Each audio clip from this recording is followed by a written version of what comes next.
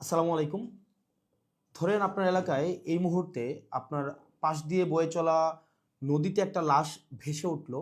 তখন আপনি তৎক্ষণাৎ পুলিশকে খবর দিলেন যে এই লাশটাকে উদ্ধার করার জন্য, যে এই লাশটা এসে উদ্ধার করে পোস্টমর্টেম করে যে আইনগত প্রক্রিয়া আছে সেগুলো মেনটেন করার জন্য। পুলিশ আসলেন, পুলিশ এসে সেই লাশটা আপনার বাসা থেকে ফর এক্সাম্পল 50 কিলোমিটার দূরে আপনার সদর হসপিটালে নিয়ে গেলেন। সেখানে পোস্টমর্টেম করা, সেখানে হচ্ছে ডোমকে রাজি করানো, তারপর হচ্ছে জানাজা, দাফন কাফন, এই প্রত্যেকটা কার্যক্রম পুলিশ নিজে উপস্থিত থেকে করলেন বা করেন। এটাই, পুলিশ ছাড়া এই কার্যক্রমগুলো কেউ করে না। অথবা কেউ হারিয়ে গেলেন, অথবা কেউ আত্মহত্যা করলেন, এই যে কার্যক্রমগুলোকে আমরা পুলিশকে দিয়েই হচ্ছে আমরা করতে হয়। এখন কয়েকটা প্রশ্ন এখানে। আপনার বাসা থেকে বা নদীর পাড় থেকে লাশটা জেলা সদরে নিয়ে যাওয়ার জন্য যে খরচটা হয়েছে, অ্যাম্বুলেন্স ম্যানেজ করা, ডোম ম্যানেজ করা, হসপিটালের যে খরচ, এই খরচটা আসলে কে দেয়? এই খরচটা দেয় হচ্ছে সেখানে নিয়োজিত যিনি দায়িত্বপ্রাপ্ত এসআই, কনস্টেবল বা যিনি যান, পুলিশের যে সদস্য যান, তাকেই কিন্তু এই খরচটা বহন করতে হয়। যেই 10-15 হাজার টাকা খরচ হয়, তাকে এই খরচটা বহন করতে হয়। যদিও সরকারি নিয়ম আছে যে এই খরচটা ফেরত দেওয়া হয়, কিন্তু যেই টাকা খরচ হয় আর যেই টাকা ফেরত দেওয়া হয়, ফর এক্সাম্পল 10,000 টাকা যদি খরচ হয়, সেখানে ফেরত দেওয়া হয় 500, 800, 1,000, 2,000 টাকা। তো সেটা দেখা যায় খরচ হওয়ার তুলনায় প্রাপ্তির যেই ব্যবধান, সেটা দৃশ্যমান অনেক বেশি ব্যবধান। তো এই পুরো খরচটা কিন্তু পুলিশকেই বহন করতে হয়। দ্বিতীয়ত হচ্ছে, আপনি যদি আপনার এলাকার থানাগুলাতে যান, থানাগুলাতে গিয়ে যদি দেখেন যে আপনার এলাকার এসআই, কনস্টেবল বা আপনার যারা সেবা দিয়ে থাকেন যে পুলিশগুলা কোন ধরনের পরিবেশে থাকেন, আপনি বিশ্বাস করেন, যদি আপনি ওই পরিবেশটা দেখেন, আমরা ইউনিভার্সিটিতে যেভাবে গণরুমে ছিলাম, এক রুমে গাদাগাদি করে অনেকজন, ফ্লোরিং করা, শুধুমাত্র তোষকটা থাকতো, উপরে ফ্যান নাই, যথাযথ পয় নিষ্কাশন ব্যবস্থা নাই, তারপরে হচ্ছে ভেন্টিলেশন সিস্টেম নাই। একটা মানবীয় জীবন বলতে যেটা বোঝায়, আপনার থানাগুলোতে পুলিশরা সেই ধরনের পরিবেশে থাকে। এখন একটা পুলিশ আপনার ডিউটি করে এসে রাতে যদি এই ধরনের একটা পরিবেশে ঘুমায়, আমরা কি তার কাছ থেকে প্রত্যাশিত সেবা আমরা কিভাবে এক্সপেক্ট করব? মানে এটা এটা একটা মানবীয় জীবন থানাগুলাতে আসলে পুলিশের জন্য ব্যবস্থা করা হয়েছে। এত বছরেও পুলিশ এই সেবাগুলোতে, এই মৌল মানবিক পুলিশের যেই বেসিক যে সেবাগুলা, সেগুলো এখনো পর্যন্ত কিন্তু সংস্কার করা হয়নি। তৃতীয়ত, সবচেয়ে গুরুত্বপূর্ণ এবং তৃতীয়ত যেই অসুবিধাটি আমি থানাতে দেখলাম এই কয়েক মাসে, সেটা হচ্ছে আপনার থানা থেকে একটা অপরাধ কার্যক্রম সংগঠিত হয়, ফর এক্সাম্পল 15 কিলোমিটার, 20 কিলোমিটার দূরে। একদিনে অনেকগুলো অপরাধ কার্যক্রম সংগঠিত একটা থানায় হতে পারে।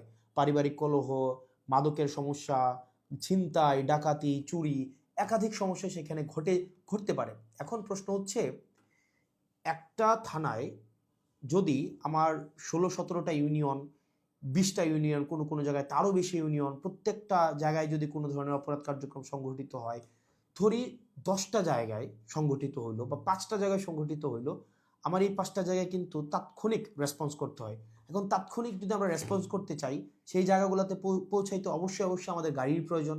মানে গাড়ি ছাড়া পায়ে হেঁটে তো নিশ্চয়ই এই ধরনের কার্যক্রমগুলোতে কখনোই পুলিশ তড়িৎ কোনো সিদ্ধান্ত বা তড়িৎ কোনো অ্যাকশন নিতে পারে না। কিন্তু আপনি যদি থানাগুলো যান, দেখবেন কোনো থানায় 10টা গাড়ির প্রয়োজন, 6টা গাড়ির প্রয়োজন, সেখানে থানাকে দেওয়া হয়েছে একটা গাড়ি, 2টা গাড়ি। এখন পুলিশ তো আর বাসায় বসে থাকে না। আপনি কল দিলেন যে এখানে ঝামেলা হয়েছে, মানুষ মারা গিয়েছে, চুরি হয়েছে, খুন হয়েছে, পুলিশ কিন্তু আসতে হয়। তাহলে পুলিশ কিভাবে আসে? পুলিশ দেখা যায় এটা ভ্যান ভাড়া করে, একটা অটো ভাড়া করে, অথবা দেখা যায় একটা লেগুনা ভাড়া করে, সেইটা করে কিন্তু তাকে যেতে হয়। ওই যে ভাড়ার টাকাটা, এই ভাড়ার টাকাটাও কিন্তু পুলিশের পকেট থেকে দিতে হয়। দ্বিতীয়ত, এই যে ভাড়া করে যাওয়া আসা, তার যেই সময় নষ্ট হয়, সেক্ষেত্রে ক্ষেত্রে দেখা যায় যারা অপরাধ সংঘটিত করে, তারা কিন্তু ইতিমধ্যেই সে জায়গা থেকে চলে যায় এবং আমরা সেবা বঞ্চিত হই। সেজন্য আপনি যদি পুলিশকে যুগোপযোগী করতে চান, পুলিশকে যদি আপনি হচ্ছে তার সেবা তাৎক্ষণিক জনগণের কাছে পৌঁছাইতে চান, অবশ্যই অবশ্যই তার ট্রান্সপোর্টেশন ব্যবস্থাটা অবশ্যই অবশ্যই যথাযথভাবে করতে হবে। আপনি পুলিশকে ট্রান্সপোর্টেশনের গাড়ি দিবেন না। গাড়ি বলতে এখানে একটা পুলিশকে একটা গাড়ি, এটা বোঝানো হয় নাই। একটা কাভার্ড ভ্যান দেন, একটা 10টা পুলিশ একসাথে মুভ করতে পারে। তারপর হচ্ছে একটা একটা থানায় যদি আপনি 5টা 6টা গাড়ি দেন, তাহলে সেক্ষেত্রে কিন্তু ওই এলাকার অপরাধ কার্যক্রম অবশ্যই অবশ্যই দৃশ্যমান কমে আসবে, কারণ পুলিশ ইমিডিয়েট রেসপন্স করতে পারবে। কারণ পুলিশ যদি ইমিডিয়েট রেসপন্স করতে না পারে, অপরাধ সংঘটিত হয়ে যাওয়ার পরে যদি রেসপন্স করতে হয়, সেক্ষেত্রে দেখা যায় দিন শেষে অপরাধী কিন্তু পালিয়ে যায়। সেজন্য পুলিশের দক্ষতা, পুলিশের সেবা যদি আপনি জনগণের দ্বারগোড়া পৌঁছাতে চান, অবশ্যই অবশ্যই আপনার ট্রান্সপোর্টেশনের ব্যবস্থা উন্নতি করতে হবে। এখন আমাদের বর্তমান বিদ্যমান যে পুলিশ ব্যবস্থা রয়েছে, এই পুলিশ ব্যবস্থার থানাগুলোতে, আমি থানাগুলোর কথা বলবো, থানাগুলোতে তাদের অ্যাকোমোডেশন সমস্যা, তাদের বাসা, তাদের থাকার জায়গা নাই ঠিকঠাকভাবে, গণরুমের মতো তাদেরকে থাকতে হয়, এবং তাদেরকে যে বেতন দেওয়া হয়, এই বেতন দিয়ে যে একটা স্বাভাবিক জীবনযাপন করবে, সেটা কোনোভাবেই সম্ভব না। দ্বিতীয়ত হচ্ছে, আপনি তাকে ট্রান্সপোর্টেশনের ব্যবস্থা করছেন না যথাযথভাবে। আপনি তাকে হচ্ছে দেখা যাচ্ছে যে আপনি তাকে ঢাল তরোয়ার ছাড়া, ট্রান্সপোর্টেশন ছাড়া আপনি অপরাধী ধরতে পাঠাচ্ছেন, টহল দিতে পাঠাচ্ছেন। সেক্ষেত্রে কিন্তু তাকে ট্রান্সপোর্টেশন ম্যানেজ করা এবং সেখানে যে ভাড়া মেটানো, সেটাও কিন্তু তার পকেট থেকেই করতে হয়। সরকার যে অ্যালটমেন্টটা দেয়, সরকার যে বরাদ্দ দেয়, সেটা খুবই খুবই প্রয়োজনের তুলনায় অপ্রতুল। তৃতীয়ত হচ্ছে, আপনি পুলিশে একটা হচ্ছে, আমি অনেকগুলো অফিসারের সাথে কথা বলেছি, রিটায়ার্ড অফিসার, চাকরিরত অফিসার, তাদের সাথে কথা বলেছি। পুলিশে ম্যানেজ করে নাও একটা কালচার আছে, ম্যানেজ করে নাও একটা কালচার। ফর এক্সাম্পল, আপনি কনস্টেবলকে পাঠাইলেন কোনো একটা জায়গায় আসামি ধরার জন্য, সেখানে 5,000 টাকা খরচ হবে যে আসামিটা ধরতে, ট্রান্সপোর্টেশন কস্ট বা তদন্ত এই জায়গাগুলোতে। তখন কনস্টেবল তার মানে ঊর্ধ্বতন কর্মকর্তাকে উনি বললেন যে স্যার টাকা কোথায় পাবো? তখন বলে ম্যানেজ করে নাও। এখন ম্যানেজ করে নেওয়া অর্থ, সেটা নিশ্চয়ই আমরা বুঝেছি ম্যানেজ করে নেওয়া বলতে কি বোঝাচ্ছে। এবং আরও শঙ্কার বিষয়, সেটা হচ্ছে পুলিশের অনেক বড় বড় প্রোগ্রাম হয়। এই প্রোগ্রামে অনেক ক্ষেত্রে, সব ক্ষেত্রে না, কিছু কিছু প্রোগ্রাম আগে হতো, এখন বর্তমানে আছে কিনা এটা আপনারা জানাবেন। আগে এরকম নাকি হতো, মানে পুলিশের অনেকেই জানিয়েছে এরকম নাকি হতো, একটা বড় প্রোগ্রাম হবে, এই প্রোগ্রামে দেখা যায় ঊর্ধ্বতন কর্মকর্তারা অধীনস্থ কর্মকর্তাদের হচ্ছে ভাগ করে দিত, যে খাবারের দায়িত্বটা তোমার, ডেকোরেশনের দায়িত্বটা তোমার, লাইটিং এর দায়িত্বটা তোমার। তো এখন টাকা আসবে কোন জায়গা থেকে? ম্যানেজ করে নাও। তো দেখা যায় অধস্তন কর্মকর্তারা সেটাকে ম্যানেজ করে নিতেন। তো নিশ্চয়ই ম্যানেজ করাটা সরকারের দায়িত্ব, ম্যানেজ করা তো অবশ্যই কোনো কর্মকর্তা কর্মচারীর দায়িত্ব না। কিন্তু দেখা যায় অধিকাংশ ক্ষেত্রেই সরকার যে বাজেট বরাদ্দ দেয় পুলিশকে, এবং যেই পরিমাণ পুলিশের প্রয়োজনীয়তাটা, যেই পরিমাণ আমরা দেখলাম ল অ্যান্ড অর্ডার রিস্টোর করার ক্ষেত্রে, সামাজিক শৃঙ্খলা বজায় রাখার ক্ষেত্রে, শুধু শুধু যে গুম খুন, এগুলো হচ্ছে নিরসনের ক্ষেত্রে পুলিশের অবদান বা পুলিশের কার্যক্রম, বিষয়টা এমন না। স্বাভাবিক শান্তি শৃঙ্খলা, নিরাপত্তা, জীবনমালের নিরাপত্তা নিশ্চিত করার ক্ষেত্রে কিন্তু পুলিশের স্বাভাবিক অনেক ধরনের কার্যক্রম হয়।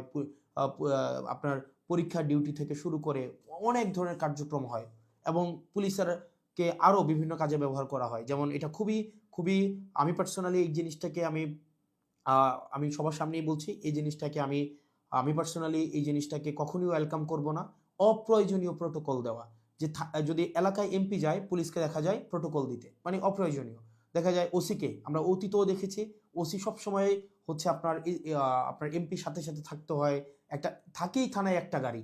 এখন একটা গাড়ি নিয়ে যদি আপনার ওসি বা অন্য কর্মকর্তারা আপনার এমপির সাথে সারাদিন ব্যাপী থাকতে হয়, যেখানে যায় সেখানে যেতে হয়, তাহলে ওসিও কিন্তু তার স্বাভাবিক থানা কার্যক্রম করতে পারে না, সাধারণ মানুষ সেবা বঞ্চিত হয়।